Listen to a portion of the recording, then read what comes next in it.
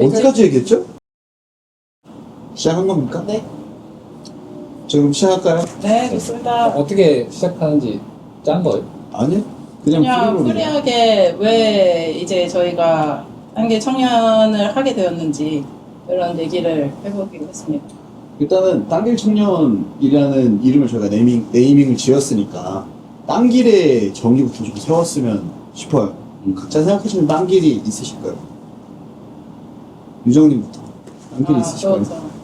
저 약간 기수 질문이긴 한데 근데 제가 생각하는 이제 그 단계 청년 했을 때 그 단계는 뭔가 정도라는 게 이제 사회적으로 조금 뭔가 막 딱 정해놓진 않았어도 내가 이 나이 때는 뭐 이 정도는 해야 된다.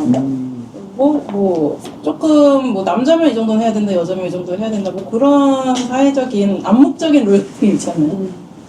그런데 그게 사실은 제 생각에는 나와 사회의 그런 룰이 일치하지 않을 때 내 길로 가는 걸 전 딴길을 생각했고, 그래서 정의를 하자면 뭔가 남들 정해준 길이 아니고 내가 내 길을 찾아서 사회적인 정도를 가져가는 정도가 될 것 같아요. 저는. 솔리는 생각하시는 땅길이 저도 비슷한데, 그러니까 살면서 되게 불안할 때가 있잖아요.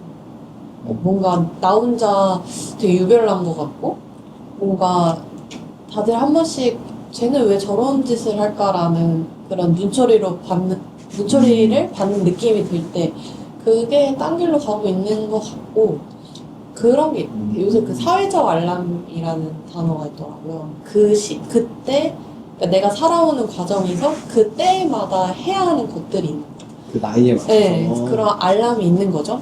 근데 그거를 애써 꺼버리고 무시하고 내가 하고 싶은 걸 할 때가 딴 길인 것 같아요. 사회적 알람이란 말이 딱 그 정해진 정도인 거네요. 좀 얘기하죠. 그쵸, 그쵸. 말씀하셨듯이 그 성별적인 거일 수도 있고 나이에 나이일 따라서 수도 있고. 민성님은 생각하시는 딴 길이 있으실까요? 뭐 이제 비슷한 맥락인데 제가 몇 개월 전에 그 메이플 스토리 한번 해봤습니다.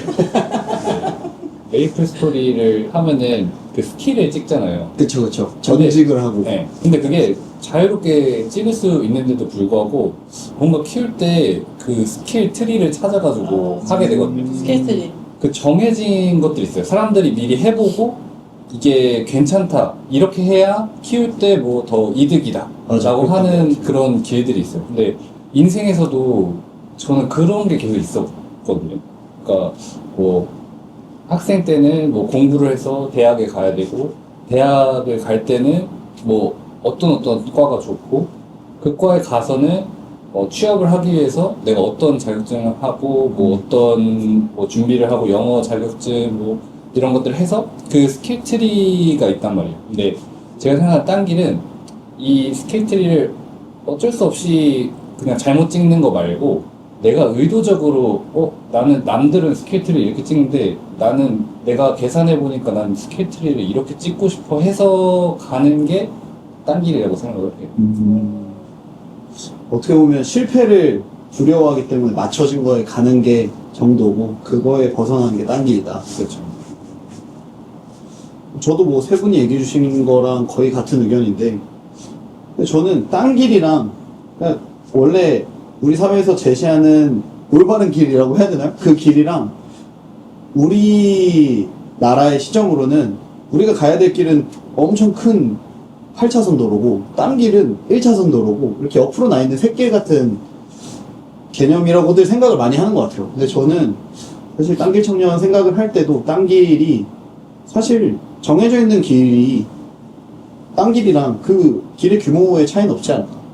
근데 다만 길의 규모의 차이는 없지만 그 정해져 있는 길에 사람이 너무 많이 몰리기 때문에 그래서 오히려 그게 더 고속도로로 비유하자면 정체가 되지 않나? 그 길을 가는 게. 그래서 자기만의 샛길, 딴길을 찾는 게 더 맞지 않나라는 생각이 좀 들었어요. 이 딴길 청년 준비하면서. 네, 그랬을 때 여러분이 간 딴길에 대해서도 궁금하고 우선 뭐 유정님부터 어떤 딴길을 가셨었는지 그리고 딴길 가기 전에는 어떤 삶이었는지 어떻게 하다가 딴길을 가게 됐는지 그 좀 얘기해 주시면 좋을 것 같아요. 단계를 이제 사실은, 가게 된 거라기보단 좀 자연스럽게 가게 됐다고 이제 생각을 하고, 원래 단계를 가기 전에는 사실 되게 어렸을 때 되게 말을 잘 듣는, 어떻게 보면은 아이라는 표현이 맞을 것 같아요. 말을 잘 듣는다라기보다는 말을 잘 들을 수밖에 없었다. 왜냐면은 제가 이제 초등학교 때부터 조금 엉뚱한 어떻게 보면 학생이었거든요.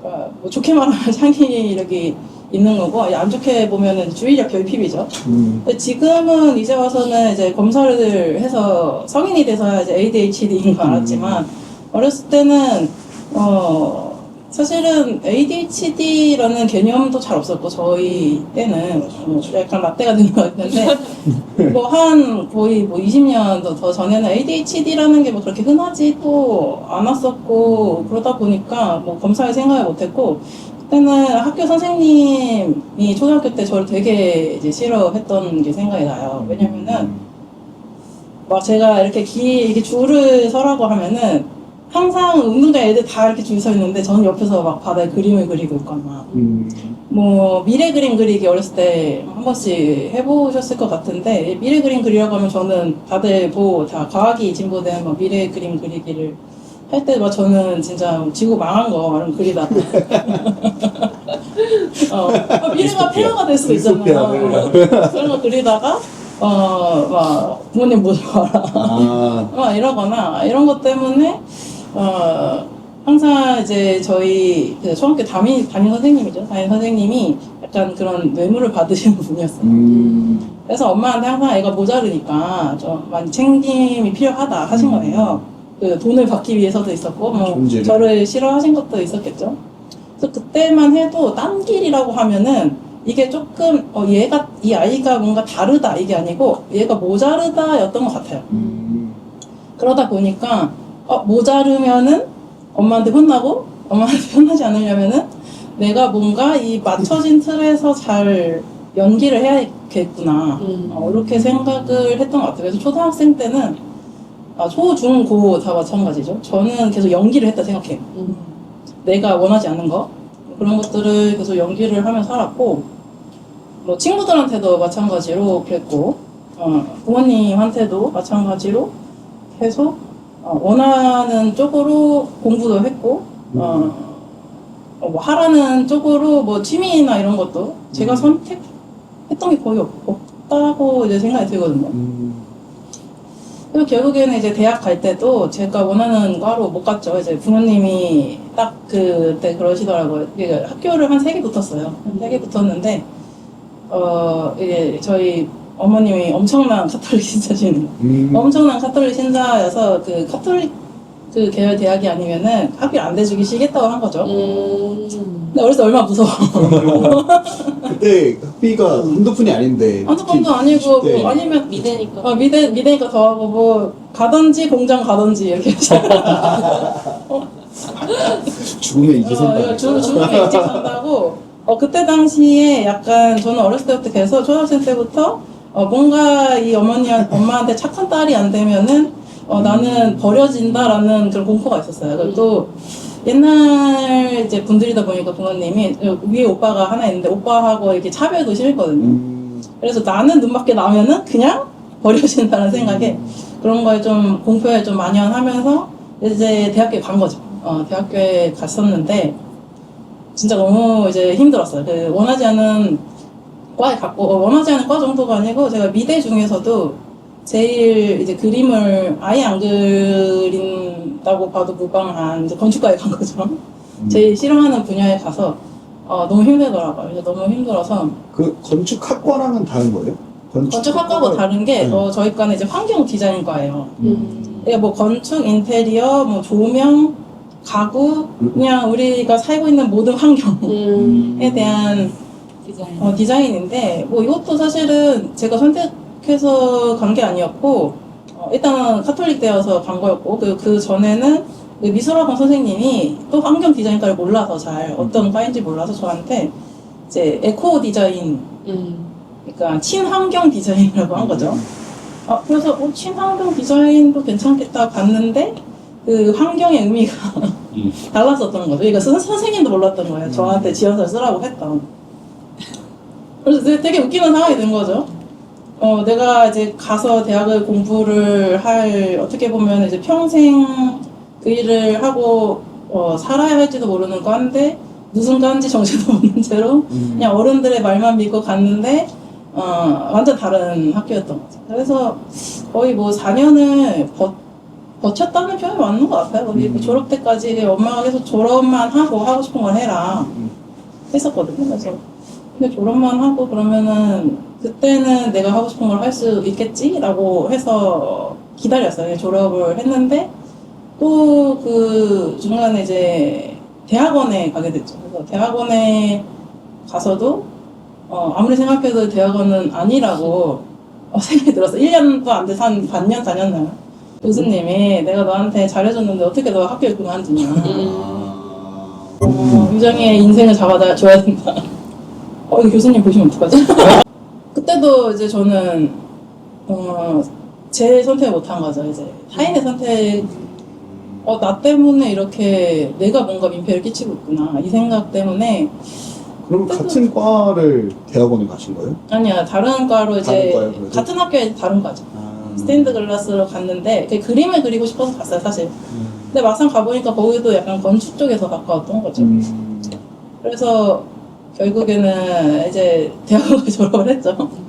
대학원까지 이제 졸업을 하고 나서 조금 그때서부터는 이제 방황이 시작된 것 같아요. 이제 어떻게 보면 계속 이끌려가지고 와서 20대 후반이 된 거예요. 근데 이제 진짜로 내가 내 길을 선택을 할 때가 왔는데, 굉장히 당황스러운 그런 막연함이 오더라고. 이제 뭐 해먹고 살지. 선택해본 적이 없으니까 그 길로 가본 적이 그렇죠. 없으니까. 이제 뭔가 내가 소속되어 있었으니까 계속.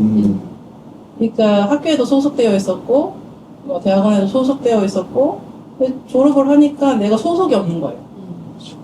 그때 되게 막연한 공포가 왔었는데, 그때 좀 그 딴 길에 대해서 고민을 많이 하게 된 것 같아요. 이제 내가 뭘 해먹고 살까. 되게 우울증도 심했고, 그때 당시에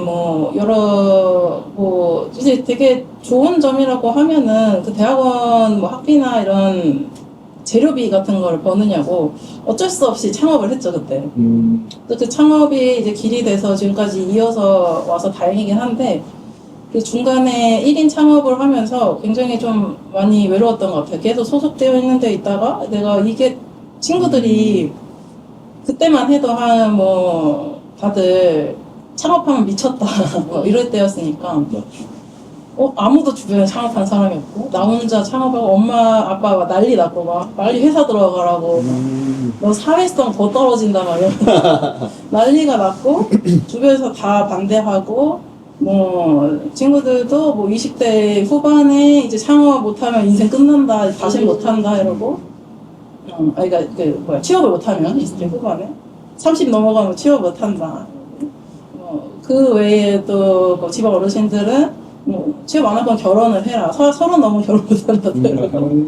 각종 그런 것들이 막 쏟아질 때예요. 20대 후반에 만약 이거 보시는 20대 후반 분들이 있으시면은 많이 공감하실 거예요. 공감이 될 수 있을 것 같아. 이제 20대 후반이라니 그런 나이인 것 같고.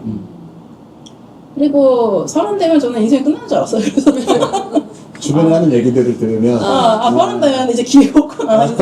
결혼도 못하고 취업도 못하고 아무것도 못하고 그러는구나 이런 생각을 했는데 이제 막상 30이 됐죠. 30이 되고 처음으로 좀 제가 원하는 대로 살아봐야겠다는 생각을 한 것 같아요. 왜냐면은 제가 그 고등학교 때부터 굉장히 그 만화를 그리고 싶었어요. 그림을 그리고 싶었는데, 부모님이 이제 반대를 하셨죠. 만화는 절대 안 된다. 근데 물론 이해는 돼요. 이거 지금 웹툰으로 사람들이 만화로 돈을 엄청 버는 시대지만, 그것도 몇 년 안 됐죠. 4, 5년 된 것 같은데요? 만약 이거 만약 어린 분들 있으면 상상을 못 하시겠지만 20년 전에는 종이책밖에없던 시절이고, 그나마 이제 인기 있던 만화라고 하면 이제 허영만 작가님의 식객이라든지 이런 종이책 정도였죠. 그래서 뭐 어른들이 생각하기에는 만화 그리면은 진짜 평생 밥을 못 먹고 산다. 뭐 이 정도의 시대였기 때문에 이해는 하지만, 그래서 저는 그때부터 엄마가 이제 뭐 대학 가면은 그림 그려라. 그리고 대학 가서는 대학원 졸업하면 대학원 졸업하면 일단 취업하고 취업 취미로 해라, 이렇게 쭉 간 거예요. 그래서 제가 30 때 느낀 게 뭐냐면 10년 동안 내가 이거 해놓고서 내가 하고 싶은 걸 해야지, 이거를 돈을 먼저 벌어놓고 그 다음에 내가 하고 싶은 글쓰기나 아니면 그림 그리기 해야지 했는데 이러다 평생 못하겠다 라는 생각을 했고, 그때 당시 이제 제 주변에는 미술하는 친구들이 많으니까 작가인 친구들하고도 얘기를 많이 했는데, 이제 제가 어렸을 때부터 계속 듣던 얘기는 어른들이 그런 창작 활동은 나이 들어서 하면 돼 이거였는데, 이 친구들의 입장은 영감도 나이가 들기 때문에 때가 있다. 그 말을 듣고 저는 평생 뭔가 내가 뭐 한 거지? 결국에는 지금까지 10년 동안 뭔가 돈을 벌고 창업을 하고 뭔가를 하려고 했던 게 다 사실 창작 활동 하려고 한 건데, 결국에는 이걸 하다 창작 활동을 하나도 못했네? 라는 생각이 들더라고요. 그래서 30부터는 그냥 내가 하루를 살더라도 그냥 하고 싶은 거 좀 하고 살자 라고 생각을 했고, 그때 처음 좀 행복하다라는 감정 처음 느낀 것 같아요. 30 때. 그래서 그때부터 딴 길로 이제 본격적으로 좀 세기 시작했죠. 근데 유정님이 아까 웹툰을 그리는 게 어떻게 보면은 원했던 거잖아요. 나중에 이거를 취미로 해라, 대학 가고 해라, 대학원 졸업하고 해라, 취업하고 해라, 이렇게 미뤄왔던 게 웹툰이었잖아요. 맞아요. 지금 웹툰 뭐 만화를 그린다거나 하고 있진 않는데 그럼 또 어디서 이렇게 창작에 대한 만족을 느끼시는 건지. 근데 제가 이제 그거를 제가 생각했어요. 내가 하고 싶은 게 뭘까라고 생각해봤는데, 어렸을 때부터 제가 하고 싶었던 거는 이제 웹툰이라고 정해져 있는 뭔가가 아니고, 뭔가 이제 사람들을 좀 조금이라도 행복하게 하는 일이었던 거예요. 꿈 자체는. 어렸을 때 제가 되게 좋아했던 스튜디오 지브리 아시죠? 아시죠? 네. 여기 하야오. 화물에 움직이는 성. 맞죠? 화물에 움직이는 성. 제가 그 애니메이션을 되게 좋아했어요. 그래서 되게 힘들 때 되게 위로가 많이 되어줘서 나도 뭔가 저런 사람이 돼야겠다 라는 생각을 했는데, 어렸을 때는 그게 내가 뭔가 그림 그리는 일을 해야겠다로 이렇게 생각이 들었는데, 이제 다시 나에 대해서 성찰을 하면서 생각을 해보니까 그거는 이제 목적이었던 거예요. 그러니까 웹툰 작가, 뭐 글을 쓰는 거, 뭔가 사람들한테 영향을 끼칠 수 있는 것들, 그런 것들은 웹툰만 있는 게 아니었던 거죠. 그러니까 창작이라는 큰 카테고리에서 보면은 제가 지금 하고 있는 사업, AI, 뭐 여러분들하고 이런 거를 기획해서 하는 것도 다 창작 활동인 거죠. 그래서 그 깨달음을 얻고 되게 사실 무서운 길이에요, 저한테는. 왜냐면 정해진 길로만 살다가 창작이라는 거는 진짜 외로워요. 그러니까 아무도 정답지가 없어요.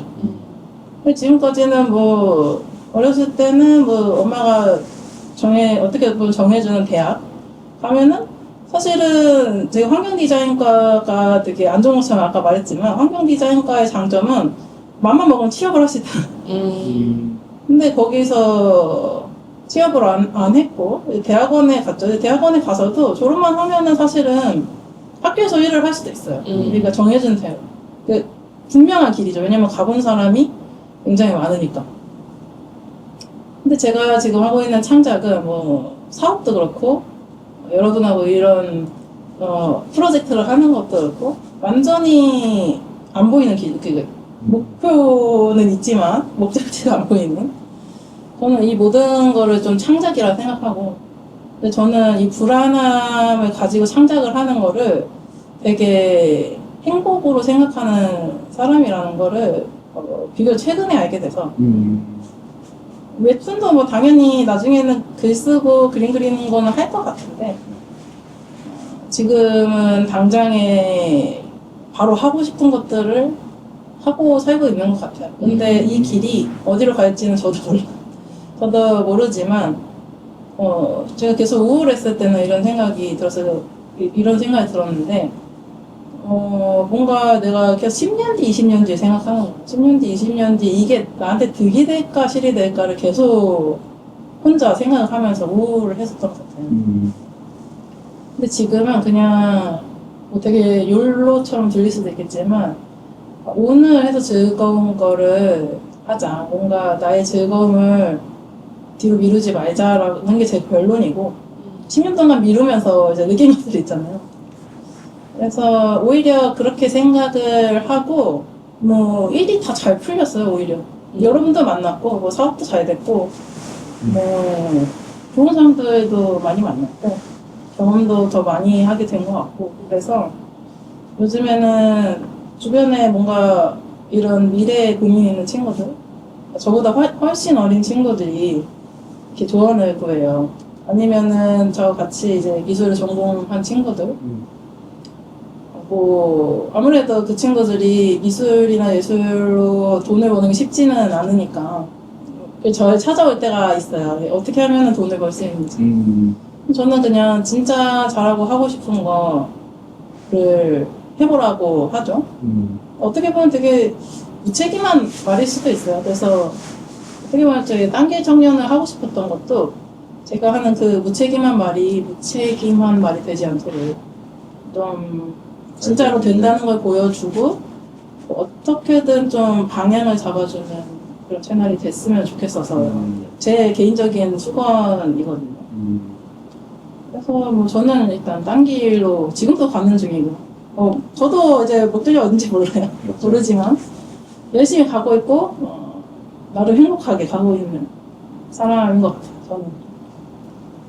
근데 아마 유정님이 밀었다고 표현을 하셨는데 대학교, 대학원을 나오고 안정적인 직장을 갈 수 있었잖아요. 그렇죠. 선택지가 생긴 상태가 되니까 딴 길도 가볼 수 있었던 것 같기도 해요. 그러면 애초에 그러니까 대학교를 카톨릭 대학교를 갈래 아니면은 그냥 공장에서 일할래 했을 때 그때 선택할 수도 있었겠지만 그렇죠. 그걸 미룬 거는 유정님이 안전장치를 어느 정도 만들어 놓고 그리고 그 길을 가봤기 때문에 미루는 거에 대한 생각도 더 전할 수 있을 거고 다른 사람들이 비슷한 고민을 하는 사람들한테 해줄 말이 더 많지 않나.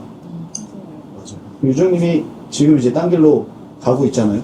그래서 앞으로 유정님은 어떻게 될 것 같은지. 앞으로 뭐 몇 년 후, 10년 후, 20년 후 뭐 계획이 있으시다면 얘기해 주시면 좋을 것 같아요.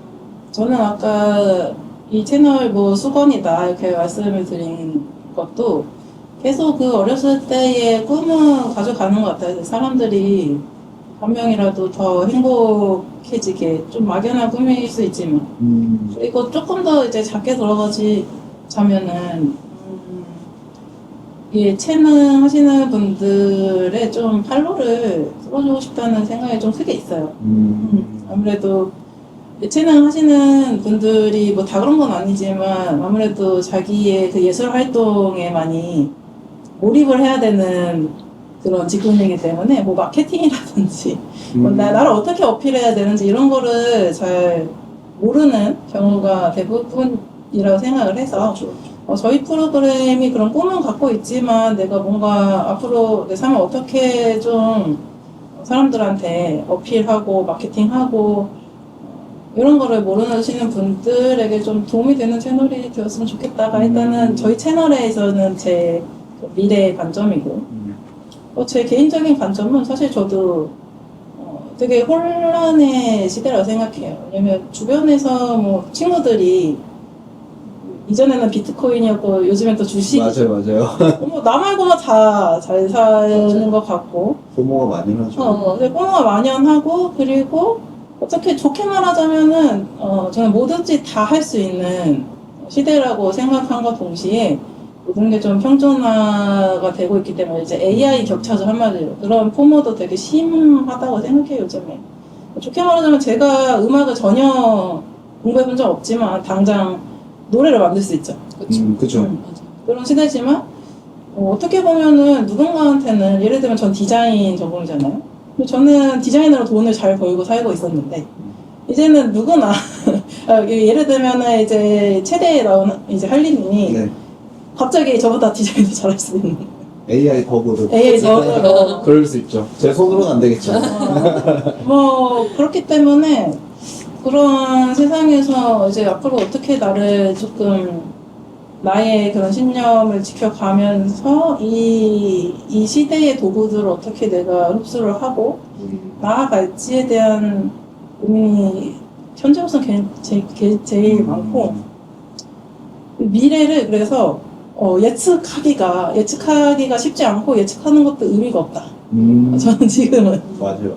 근데- 어떻게 변할지 모르니까. 하나만 예측해 보자면은 저희가 이제 살았던 시대보다는 모든 분들이 이제 앞으로 딴 길을 가야 되고 어렸을 때 ADHD 때문에 고생을 했다고 말씀드렸는데 오히려 그런 이제 나의 뭔가 창조성 있는 사람들에게 힘이 있는 시대가 되지 않을까 뭐 이 정도 생각을 합니다. 그냥 내가 정도를 가는 거가 지금까지는 조금 이점이 있었다면 이제 조금 그런 딴 길, 여러 가지 길에 선택을 하는 사람들에게 그러니까 내가 내 길을 개척할 수 있는 힘이 중요해지지 않을까? 이 정도는 생각이 듭니다. 이것도 뭐 예측하는 게 의미가 없을 수 있는데 이게 참 저희는 이미 서로 아는 사이라서 알고 들으니까 그럴 수도 있을 것 같아요. 근데 유정님은 항상 이런 거 미래에 어떻게 생각하시는지 혹은 유정님에 대한 얘기를 할 때도 되게 이타적으로 얘기를 많이 하시는 것 같아요. 방금도 미래는 이렇게 변할 거고 그런 뭐 예전에 나 같았던 학생들이 지금 어린 학생들이 이렇게 됐으면 좋겠고 이런 비전을 제시해 주시는데 좀 궁금한 게 유정님 개인적으로 내가 10년 뒤, 20년 뒤에 어떤 모습이었으면 좋겠다. 뭐 예를 들어서 막 비전보드 있잖아요. 저희 비전보드에 저는 막 뭐 할리 데이비슨 타고 있는 거 막 어디 살지? 제가 살고 싶은 집 딱 사진 박아놓고 그러거든요. 근데 혹시 유정님도 그런 게 있을지 그것도 궁금해요. 근데 이것도 사실 되게 이타적으로 이것도 있다. 맞아, 어. 부정부터도 사실 네. 그랬잖아요. 질릴 수도 사실 있을 것 같아요. 근데 저도 그 고민을 굉장히 많이 했는데 내가 이타적인 사람인가? 이런 고민을 많이 했어요. 근데 결론은 저는 이제 뭐 이타적인 사람이라기보다는 굉장히 그걸 좋아해요. 그냥 가설을 세우고 뭐 연구하고 거기서 실패가 나오면 그걸 또 실험해서 새로운 걸 발견하고 이런 걸 좋아하는 사람이기 때문에 아까 뭐 되게 좋게 이제 들으셨을 수도 있는데 사람들을 위하는 게 결국 저를 위해 하는 거라고 생각해요. 왜냐면 저도 제 길을 못 찾았다 했잖아요.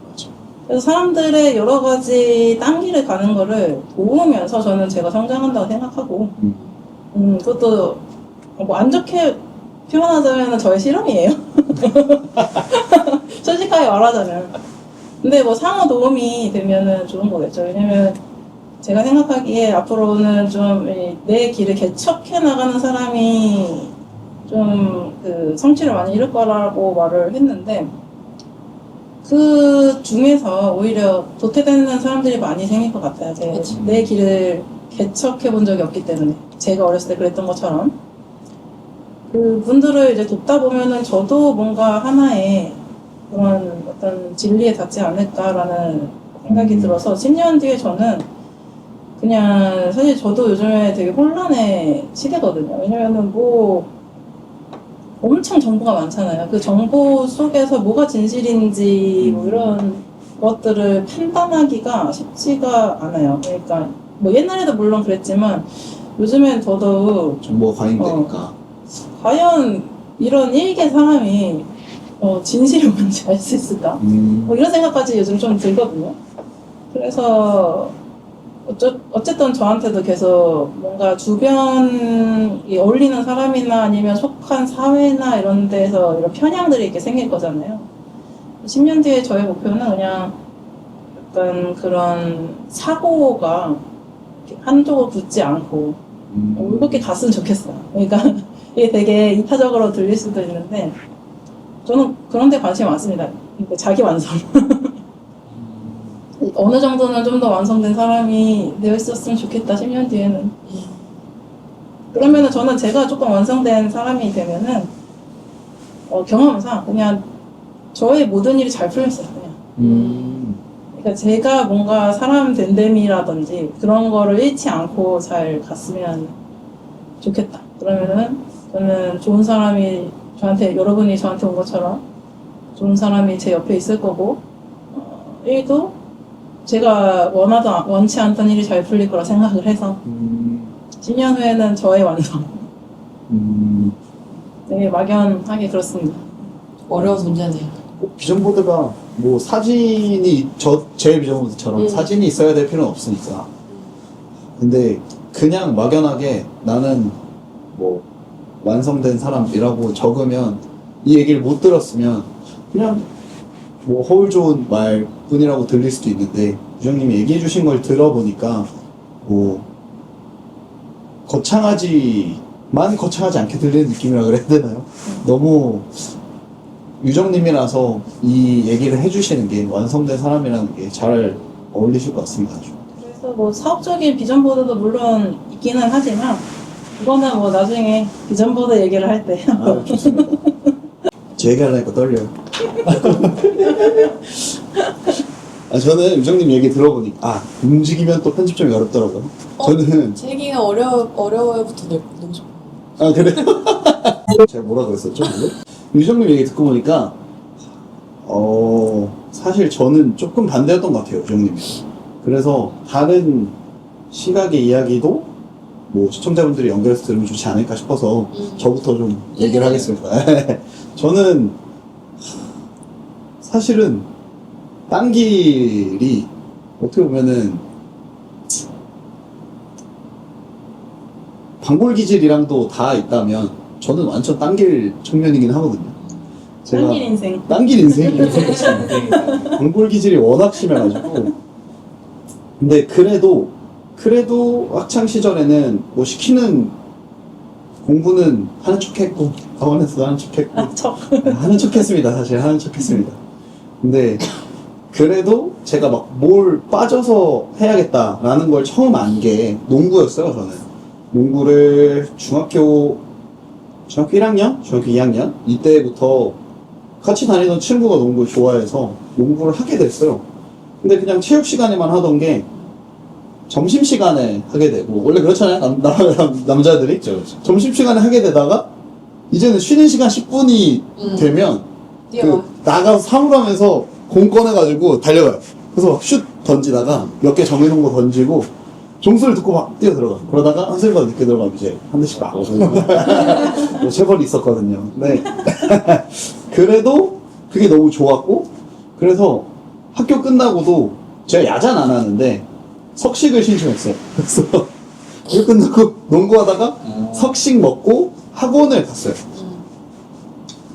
네, 그러다가 이제 고등학교 때까지 그랬죠. 학원도 그렇게 많지 않았었는데 고등학생이 되면서 부모님은 저를 이제 공부를 많이 시켜주고 싶어 했어요. 특히 어머니가 이제 어머니 유년 시절 때는 자녀가 많다 보니까 어머니 위로도 이제 셋이고 밑으로도 또 이모도 있고 해가지고 어머니가 막 많은 지원을 받으신 편이 아니라 전 외동이에요. 전 외동이라 저한테는 무조건 하고 싶은 거 다 해주겠다 이게 좀 있어서 뭐 국영수 학원 보내고 별의별 거 다 보냈어요. 초등학생 피아노 가르치고 미술도 배웠어요. 오. 저 미술학원에서 물감 던지고 페인트 던지고 놀다가 미술 그런 거였어요. 어디 가는 이렇게 던지다가 그러니까 농구도 아니 던지다가 그만 나와야 될 것 같다고.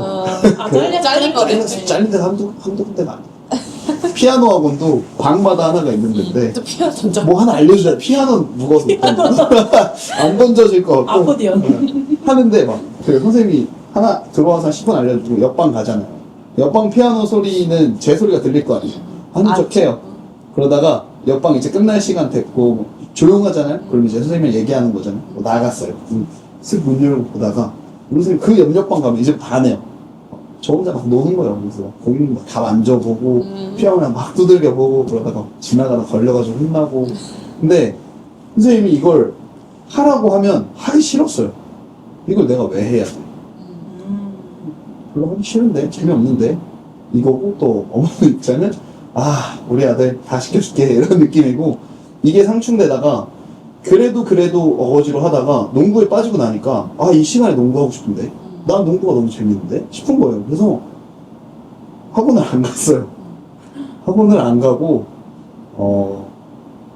많이 도망다녔죠. 학원에 갔다가 도망도 나오고 학원도 안 가고. 부모님이 다 아시는 얘기죠? 그럼요. 아. 여기저기 막 거짓말도 치고 그러면서 농구를 하러 다녔어요. 그러다가 이제 고등학교 1학년 때 확신이 들었죠. 나는 체대를 가야겠다.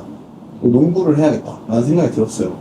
그 생각이 든 건 중학교 2학년 때부터 학교 대표로 중학교 3학년 형들이랑 나가고 중3 때는 구대표로 그래서 구대표 나가고 또 시대표 나가고 막 이런 기회들이 있다 보니까 저 농구를 제일 잘하는 줄 알았어요. 근데 사실 완전 우물한 개구리였던 게 선수가 아닌데 그때는 뭐 사실 생활체육 수준에서 잘하는 거였는데 거기에 좀 빠져 있었죠. 네, 그래서 나는 체대를 가야겠다. 체대를 가면 농구도 내가 농구 잘하고 운동도 좋아하니까 키가 또 큰 편이었어요 그때도. 그래서 되게 잘할 수 있을 것 같은데 라는 막연한 생각에 난 체대를 갈 거니까 공부를 안 해도 돼 라는 생각을 하게 된 거예요. 지금 와서 생각해보면 진짜 제가 체벌을 하고 싶긴 한데 그래서 난 공부 안 해도 되니까 근데 대신 운동은 해야 돼 라는 생각에 제가 토요일 일정이 아직도 그 만나는 친구들이 있어서 농구하는 친구들 만나면 그때 우린 진짜 미쳤었다 그러면서 그 오전 9시에 유한공고에 다니는 친구가 있는데 유한공고가 학생들한테 대관을 해주더라고요 토요일에. 그래서 9시부터 12시까지 거기 대관을 해요. 그래서 유한공고에 3시간 동안 농구를 하고 그리고 거기서 샤워실에서 씻고 밥을 먹어요 친구들이랑. 그러고 보라매 공원을 가서 2시간 3시간 또 농구를 해요. 그러다가 4시에 이제 구민센터에서 하는 농구 수업을 들어요. 거기 가서 또 2시간 농구를 해요. 그리고 끝나고 다시 보라매 공원을 와요. 거기서 농구를 하다가 10시에 불이 꺼져요. 불 켜주는 게 꺼지면 이제 그때부터 정하는 거예요. 조금 더 쏠쏠하면 그냥 진짜 작은 불빛들 사람들이 그냥 지나가는데 켜주는 불빛 그거에 쏠쏠사람 쏘고 아닌 사람은 그냥 집 가고 그랬었죠. 그때 막 하루 5끼 먹고 그래. 한 끼에 공깃밥 5번 먹고 그래서 자주 가던 기사식당도 공깃밥이 무한이었어요. 이제 밥솥채로 있어가지고 제육 하나 시켜놓고 5공기 먹으려면 아깝잖아요 제육이. 그래서 제육에다가 소금 더 치고 고춧가루 막 치고 후추 친 다음에 짜게 해가지고 제육 하나 이렇게 딱 집으면 한 숟가락 크게 2스푼 먹게 막 그렇게 운동을 했었는데 그랬었죠. 근데 그러다가 고3 때 돼서 이제 체대 입시도 했었고 체대 입시도 잘했었어요. 뭐 체대 입시를 준비하시는 분들이 있을지 아니면 체대를 나온 분들이 있을지 모르겠지만 그때는 좀 마른 체형이었어가지고 그때는 제자리 멀리 뛰기도 3m 네, 뛰었었고 3m요? 네, 진짜 만점 아니에요? 그쵸 어느 학교 쓰든 만점이었어요. 원래 중앙대가 제일 빡세다고 하더라고요. 네, 중대 안성이 3m인데 보통 280이 2m 80 만점이에요 보통은. 네, 3m 뛰었었고 그런 순발력 운동들에 되게 강했어요. 10m 왕복 달리기, 빠르게 턴하고 나오는 거, 허들도 잘했었고. 근데 그런 거, 나는 기초 체력이 좋으니까 무조건 체대에 갈 수 있다고 생각하고, 고3 여름에 이제 모의고사 성적표를 들고 상담을 해요. 체대 입시에서. 상담을 하는데, 윤수야, 너는 서울에 쓸 수 있는 데가 없다. 그래서, 저 운동 잘하지 않냐. 그때 막 그런 게 있어요. 중대 안성, 방금 얘기하신 중대 안성이 괴물들이 가는데 라고 유명했는데 실기가 70%예요. 공부가 30%고 이렇게 들으면 그러면 진짜 공부 못해도 갈 수 있겠는데 싶잖아요. 근데 이게 함정인 게 실기가 70점이잖아요. 그러니까 70%잖아요. 근데 기본 점수가 그러니까 우리가 이렇게 정리를 할게요. 실기가 700점, 필기가 300점으로 볼게요. 근데 필기는 0점부터 300점이에요. 만약에 수능을 빵점 받으면 빵점이에요. 만점 받으면 300점이에요. 근데 실기는 거기 가서 그냥 실기만 봐도 500점 줘요. 네. 200점밖에 변별력. 맞아요. 만점을 받아도 700이에요. 그러니까 사실 변별력은 실기에서 크게 안 나뉘어요. 오히려 공부를 오히려 근데 물론 실기도 못하면 200점이 날아가니까 실기 못하는 친구들은 못 쓰죠. 근데 대신 공부 못하면 똑같이 못 써요. 근데 그걸 몰랐어요 저는. 그러다가 이거 큰일 났다. 그래서 선생님한테 얘기를 했죠. 그냥 그래도 써보겠다. 그냥 실기 위주로만 써서 중앙대 안성이랑 그 숭실대랑 딱 두 개만 썼던 것 같아. 실기 많이 보는 데만. 좀 기대하지 말아라. 전문대도 써라. 전문대 안 쓰겠다. 전문대도 안 간다. 왜 그런지 모르겠지만 그랬어. 근데 그러고 이제 결국 다 떨어졌죠. 그리고 재수를 하게 되고 그때 이제 재수학원을 들어갔는데 레벨 테스트 같은 거 있잖아요. 중학교 영어부터 하라는 거예요. 뭐 할 말이 없어. 중학교 때부터 도망 다녔어가지고 그래서 그럼 재수 전까지는 아예 공부는 안 했던 거예요? 하긴 했었는데요. 사실 수학을 어느 정도는 했었어요. 그러니까 조금 흥미가 있었어요. 그때는. 수학. 봐봐, 농구만큼 흥미는 아니었는데 억지로 시작한 수학이 성적이 어느 정도 나오고 아. 고등학교 때도 그 레벨별 수업에서 항상 상반이긴 했어요. 근데 나머지는 이제 안 나왔었죠. 예체능인데 수학을 봐요? 안 보여요. 그래서 문제였어요. 수학을 안 아, 하니까 안 보여요. 국어, 영어 보는 데가 많고 탐구 하나 보고 이런 데가 많아서 그랬었죠. 하필이면 수학을 맞아요. 잘했어요. 영어를 잘했어요. 그랬었죠. 그래서 뭐 다시 재수 때 공부를 좀 하고 재수 때 근데 사실 제가 뭐 1년 동안 열심히 했다고도 말 못하고 그래도 살면서 공부 제일 열심히 해봤어요. 20살 때. 그러고 어쨌든 이제 인서울은 아니지만 괜찮은 학교에 4년제 대학에 학교를 가게 됐죠. 근데 이제부터 좀 딴 길에 가까워지는 것 같아요.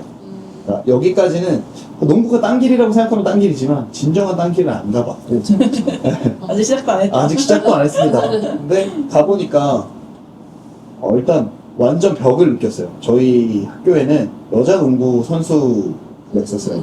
엘리트 체육하는 애들이 있었어요. 그래서 조성원 감독님이라고 지금은 어디 계신지 모르겠는데 전에 LG 프로에서 감독 보시고 그 전에는 국가대표 슈터셨는데 그분이 코치셨어요. 감독이셨어요. 저희 대학교 농구부에. 그래서 그분이 뭐 가르치는 것도 들어보고 그리고 여자 농구부 애들 농구하는 것도 보고 저 아무것도 아니더라고요. 근데 그러고 대학부에서도 다행히 그때 당시 같이 다니던 선배 동기들이 농구를 잘하는 사람들이 많아서 그때도 되게 전국대회도 많이 나가긴 했지만 잘하는 사람이 너무 많다는 걸 알게 됐고 그리고 또 전국대회 나가면 선출들도 나오더라고요. 선수 출신 예를 들면 2학년 뭐 아니요, 제가 2학년 때 전국대회, 저는 경기도 대표였고, 그러니까 결승에서 서울시 대표랑 경기도 대표랑 붙었어요. 근데 서울시 대표로는 연세대가 나왔어요. 근데 연대에서 뛰다가 4학년 때 선수를 그만두면 일반 학생이잖아요. 그래서 나올 수 있더라고요. 근데 또 공교롭게도 그때 나왔던 선수가 이제 22살 때인가? 다시 프로로 가셨어요, 그분이. 김훈이라고. 김윤인가? 김훈인가? 외자인데 기억은 잘 안 나네요. 어쨌든 그분도 보면 괜찮나요? 뭐 괜찮지 않을까요? 되게 잘하셨어요. 그분이 이겼거든요. 왜냐면. 아무것도 못하고 막지도 못했어요. 키도 저보다 훨씬 크고 훨씬 빠르고 훨씬 점프 좋은데 슛도 다 들어가고 어깨 어렵더라고요. 잘하는 사람 외에도 네. 잘하는 사람이 있어요. 근데 저런 사람도 선수하다 그만둔다고? 이런 게 좀 벽이 확실히 느껴졌죠. 그래서 나는 농구 선수가 아니구나를 그때 확 알았죠. 좀 그래서 좀 충격도 많이 먹었고 그러던 와중에 제가 강사 알바를 조금씩 했어요. 애들을 가르치는 농구 강사 일이었는데 애들이 뭐 초등학생들, 중학생들, 고등학생들이었는데 특히 초등학생 애들이 농구를 처음에는 안 즐겨 하다가 점점 막 즐기는 모습 보일 때 그리고 골 넣고 좋아할 때 그런 거 보면 저도 막 희열이 느껴요. 제가 골 넣는 것보다 더 좋더라고요. 그래서 이 일을 해야겠다. 이게 적성에 진짜 맞나 보다. 저는 애들을 그렇게 좋아하는지도 몰랐어요. 그때까지. 그러다가 애들도 되게 좋고 난 농구도 좋아하니까 그때부터 이제 딴 길이죠. 농구 강사 쪽으로 일을 해야겠다. 라고 이건 나의 천직이다. 라고 생각을 했어요. 그러니까 정말 우연하게 계속 이렇게 딴 길로 이어졌던 것 같아요. 계속.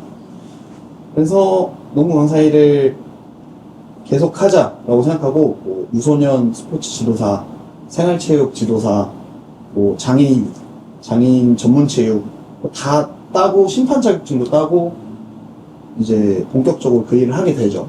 그러면서 공기관에서도 일을 하고 사기관에서도 일을 했는데 일하다 보니까 나이가 많은 분이 없는 거예요. 저는 그러니까 농구에 국한되지 않고 거긴 축구 하는 데도 있고 배드민턴 하는 데도 있고 수영도 있고 같은 체육관에 그랬는데 다들 나이가 뭐 50대, 60대는 없어요. 없으세요. 다 저희- 많아야 한 40대? 중반, 후반 이렇게 보이시고 그러다 보니까 이게 내가 이 일을 평생 할 수 없겠구나 라는 생각이 들더라고요. 그렇게 되면서 그러면 내가 내 체육관을 차려야겠다. 근데 농구장이 아시다시피 층고가 높아야 돼요. 층고가 농구 골대 있잖아요. 골대가 3m 오거든요. 근데 보통 오피스텔이 3m가 조금 안 될 거예요. 295예요. 그러면 이거에 한 어디까지 얘기했죠? 오피스텔이 높아요. 아, 오피스 맞아요. 높아야 된다. 근데 저희가 농구장 가보면 이제 골대가 낮아 보여요. 멀리서 보면 그만큼 층고가 높아서 위가 엄청. 한 10m는 돼야 여유 있어요. 아, 그래요. 아, 예를 들면 뭐 저기 한성대 입구 쪽에 체육관이 하나 있는데 초등학교 체육관인데 픽업 게임 하러 가면 3점 슛을 쏘면 멀리서 쏘면 각도가 더 높아지잖아요. 그러면 천장에 닿아요. 천장이 낮아. 천장에 닿아서. 근데 거기도 한 7m? 6m 이 정도는 되는데 그래도 좀 제약이 있죠. 배드민턴 치고 뭐 이 정도야 되겠지만 농구는 좀 더 층고가 높아야 되더라고요. 근데 그래서 농구장을 저는 서울 토박이니까 서울에서 차리려면 이런 머리를 굴려봤을 때 못해도 한 3, 40억은 있어야겠는데 네, 근데 이거는 제가 강사에서 벌 수 있는 규모가 아닌 거예요.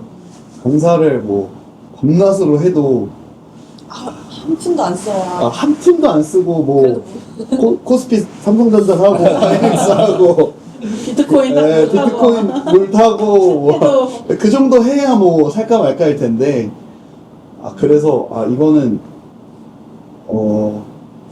내가 포기해야겠다라는 생각은 전혀 안 들었고 이걸 가질 건데 어떤 수단을 써야 되지? 라는 생각을 하게 됐어요. 그러다가 그러면 좀 사업의 영역으로 넘어가야겠다. 왜냐면 어디에서 돈을 받고 프리랜서든 직장인이든 그렇잖아요.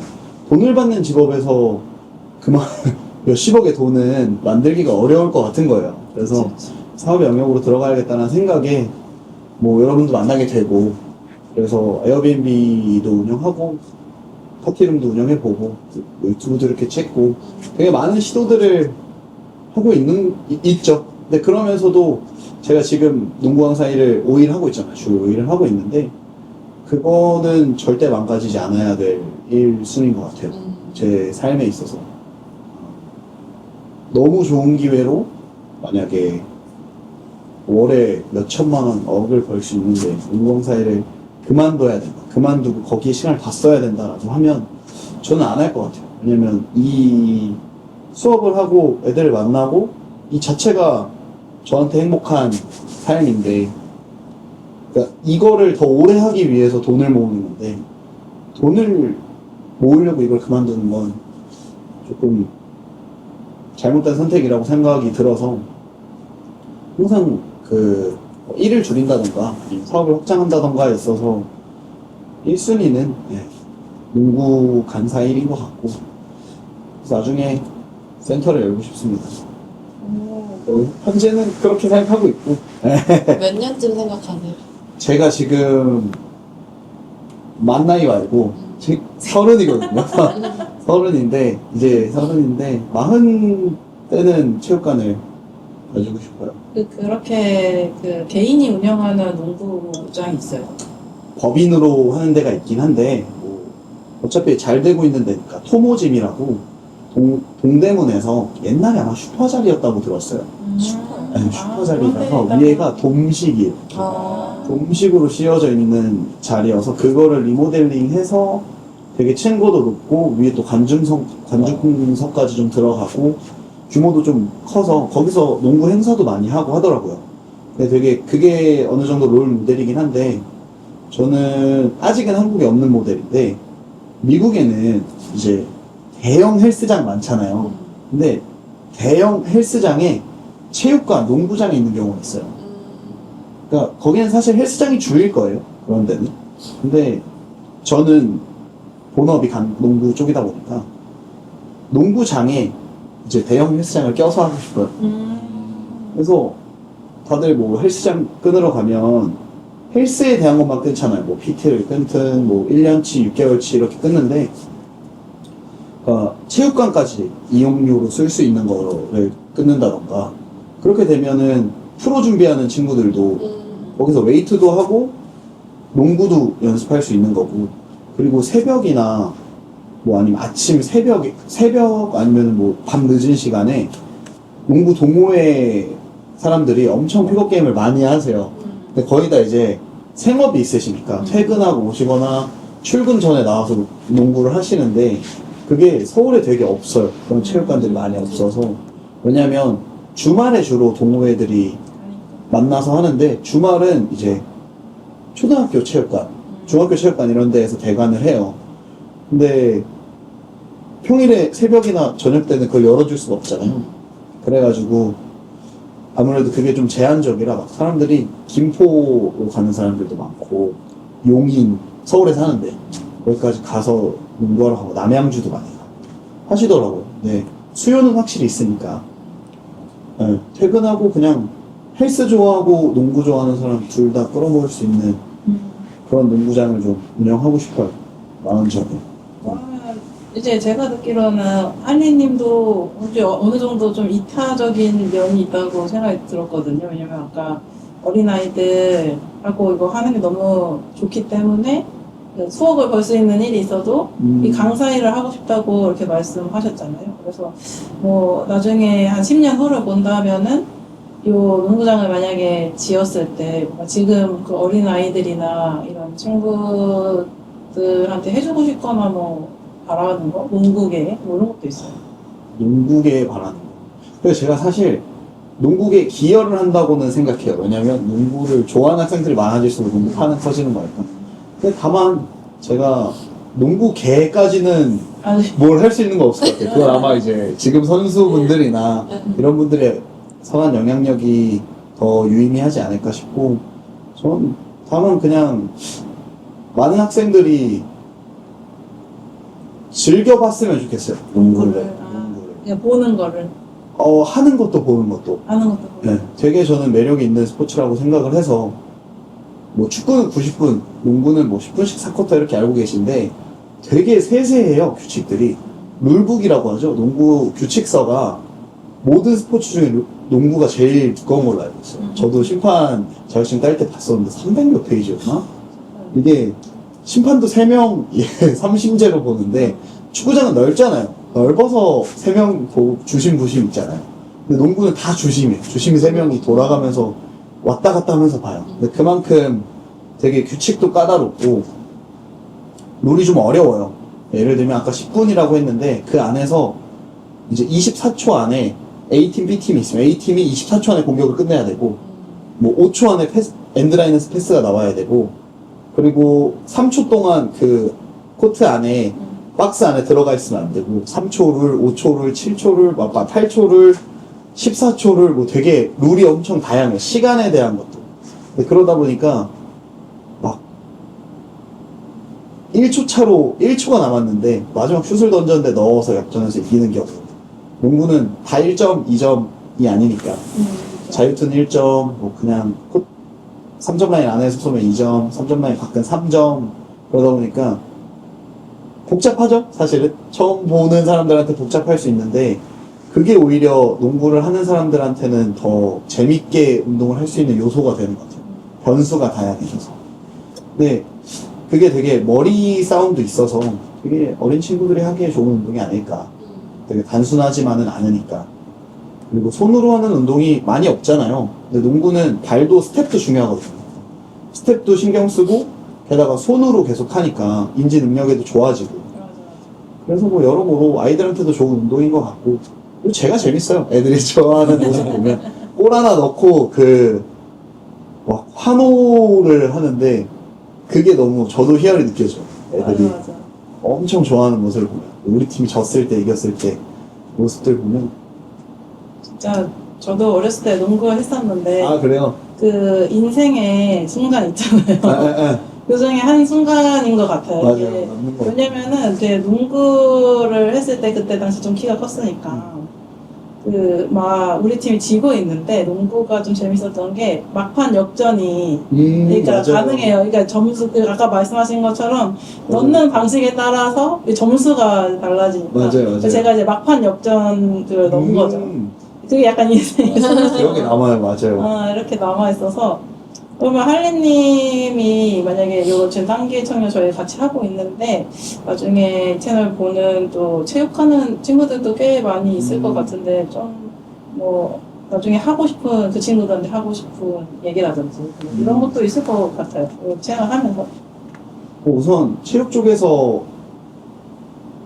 되게 체육이 다양해서 저처럼 강사 일을 할 수도 있고 혹은 뭐 어느 팀에 들어가서 트레이너를 할 수도 있고 되게 다양한데 그 길 중에 강사 일을 선택한다면 저는 프리랜서로 먼저 해보는 거를 좀 추천하고 싶어요. 이게 그 일이 안 맞을 수도 있거든요. 사실 애들을 싫어할 수도 있고 혹은 사람마다 다르니까. 네, 사람마다 다르니까. 왜냐면 주변에서 저도 강사 일을 제가 맞으니까 많이 추천을 해봤는데 오히려 그게 힘들어하는 친구들도 있더라고요. 학부모님 때문에도 힘든 사람도 있었고 뭐 아이들 가르치는 거, 아이들 상대하는 게 너무 힘들다, 뭐 기빨린다 이런 친구들도 있었어가지고 함부로 막 계약을 해버리는 건 안 좋을 것 같고 프리랜서로 먼저 시작해보는 게 그리고 그 일이 정말 맞아도 저는 프리랜서로 계속 하는 게 낫지 않을까. 저도 지금 프리랜서로 하고 있거든요, 그 일들은. 왜냐면 학원은 사업체다 보니까 뭐 YMCA 혹은 뭐 더 큰 기업체들의 학원도 있지만 어쨌든 운영하고 돈이 남아야 돼서 이제 강사한테 최대한 페이를 줄여요. 그리고 많은 일들을 강사한테 부여해요. 예를 들면 학부모들 CS 그리고 아이들 등하원 등하원도 등하원도 학원은 등하원도 쉽진 않네. 네. 근데 프리랜서 하는 것보다 절반 못 받는 데가 많아. 같은 시간대 오히려 오히려. 일은 많지. 네. 근데 프리랜서 시장으로 넘어오게 되면 경력이 쌓이면 그것도 다 프리랜서 경력으로 쳐주고 그리고 저는 공기관에서 하나 일하고 지금은 사기관에서 2개 일을 하고 있는데 사기관도 제가 그러니까 이 프리랜서 씬에서 농구 강사 씬에서 제일 많이 주는 데서 일을 하고 있고 공기관은 많이 주진 않지만 제가 해야 하는 일이 거의 없어요. 그러니까 수업 외에는 다 이제 케어를 해주시죠. 사기관도 그렇고 근데 사기관은 제가 CS 정도만 하고 부모님들한테 뭐 전달 사항만 하고 그래서 근데 저도 학원 강사 일을 해봤었거든요. 그러니까 지인이 도와달라고 했어요. 지인이 도와달라고 해서 했었는데 애들 등하원 시키고 거의 어린이집. 네. 등하원 시키고 부모님한테 연락해서 도훈이가 못 내줬다 이런 얘기도 해야 되는 거나 그런 것까지. 그쵸. 그리고 뭐 애들끼리 있었던 일도 부모님들한테 이렇게 상세하게 얘기를 드려야 되고 만약에 뭐 싸움이 나거나. 맞아요. 그리고 완전 의뢰 입장이 돼요. 그러니까 사업주 입장도 이해는 되죠. 그러니까 사업주 입장에서도 아무런 트러블이 없었으면 좋겠고 정말 중요한 고객이잖아요. 학부모는. 학부모 한 명이 입김이 세니까. 그래서 웬만한 거는 강사가 다 사과하라고 하는 편이에요. 강사. 그러니까 만약에 애들끼리 거기서 싸웠어요. 그래도 양측 학부모들한테 사과를 해야죠. 불찰이다. 근데 또 운동하다가 싸움이 아예 안 나기는 좀 그렇죠. 쉽지가. 티격태격 할 수밖에 없고 부딪힐 수 있고 다칠 수도 있는데 오히려 저는 프리랜서 일을 하면서 만약에 그런 일이 있으면 부모님한테 제가 연락을 드려서 얘기를 하죠. 근데 굽신굽신 해야 될 이유는 없으니까 물론 고객들이긴 하지만 다 고객들이지만 저는 저 자세로 나갈 필요는 없다고 생각해요. 특히 교육 쪽에 있는 사람이 내가 잘못한 게 없고 나는 똑바로 교육을 했다고 생각하는데 사고가 일어난 거에 대해서 모든 게 제 책임이라고 생각하지 않거든요. 물론 부모님들한테 충분히 설명을 드리고 이런 부분 앞으로 조금 더 조심하겠다라고 말씀드리지만 그래도 제가 아직 운이 좋아서 그 흔히 뭐 요즘 유행하는 참교육에 나오는 학부모님을 안 만난 걸 수도 있겠어요. 근데 문제 있는 학생들이 있을 때도 저는 항상 부모님한테 연락해서 이런 문제를 인식했다. 더 하면은 못 다닐 수도 있다. 제가 못 가르칠 것 같다. 어머니 이거는 집에서 따로 교육 안 해주시면 학생이 계속 이렇게 엇나갈 것 같은데 저는 제가 이것까지 혼을 내고 교육하는 건 좀 아닌 것 같다 라는 식으로 말씀드리거든요. 뭐 친구들한테 욕을 한다던가 물론 그 상황에서 그 친구를 혼내지만 그게 반복되면 학생 한 명 때문에 분위기가 흐려지니까 그런 거는 오히려 학원에 있을 때보다 더 프리롤이 주어지는 것 같아요. 편하다. 네, 그게 더 편하더라고요. 그리고 나중에도 제가 제 체육관 하면 저는 꼭 강사들한테 페이를 더 줄 거고 강사들한테 인센티브제로 할 것 같아요. 인센제로 하고 학생 한 명이 늘 때마다 더 시급을 쳐주는 거고 그렇게 하면 그 이 신에서는 아이들 한두 명이랑 엄청 라포를 잘 쌓고 학부모님이랑 친해지고 잘 가르친다는 게 소문이 나면 애들은 금방 몰리거든요. 맞아요. 소문이 빨라서. 그래서 그래야 선생님도 거기에서 애들을 가르칠 맛이 나지 않을까. 그쵸. 어느 정도의 보상이 있어야. 그런 생각도 좀 하고 있습니다. 그리고 좀 먼 얘기긴 하지만 나중에 나이가 들었을 때 원장 직강 이런 거는 솔직히 필요 없을 것 같고 왜냐면 나이 든 사람이 제가 원장인데 제가 할게보다 젊은 사람이 하는 것도 좋아할 거예요. 학부모님들도. 대신 저도 그 씬에 남아있으려면 제가 아까 얘기한 대로 뭐 50대, 60대가 돼도 가르치고 싶으니까 봉사로 가르칠 것 같았죠. 네, 되게 뭐 가정 환경상 열악한. 학원을 다니기 힘들다던가 아니면은 뭐 학교랑 컨택을 할 수도 있겠죠.